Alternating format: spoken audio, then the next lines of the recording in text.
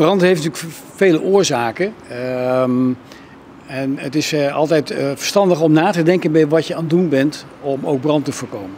Als je een barbecue hebt, zet die barbecue niet onder de luifel neer. Gaat er niet dichtbij staan. Barbecue wordt heet. Dus als je daar vlakbij spullen zet die vlam kunnen vatten door vonken, dan is dat onverstandig.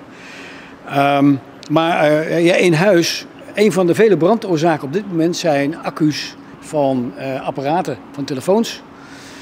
Er zijn mensen die leggen hun telefoon onder een hoofdkussen terwijl hij aan het opladen is. Dat is vragen om problemen. Dat gaat in brand.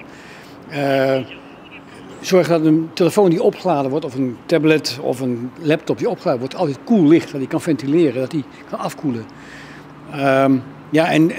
Roken, ik durf het haast niet te zeggen, maar roken moet je vooral niet binnen doen, maar buiten.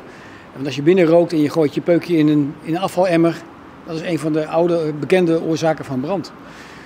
Dus ja, alles wat heet is, kan brand veroorzaken. Dus daar moet je bij nadenken of ik dat wel moet doen of dat je iets erg anders moet doen. Mocht er dan toch nog brand ontstaan, ja, bel dan 911. Daar hebben ze het adres nodig en wat er brandt. En dan komen we zo snel mogelijk.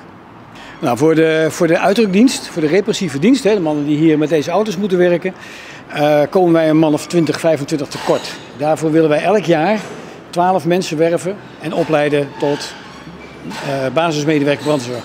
Manschap. Daar gaan we dit jaar mee beginnen met de werven. Ja, het dak piept een beetje. Daar gaan we dit jaar aan beginnen. En ze proberen elk jaar 12 mensen op te leiden, zodat we over 3, 4 jaar voldoende mensen hebben. En daar kan iedereen op solliciteren met een MAVO-diploma of hoger kan solliciteren.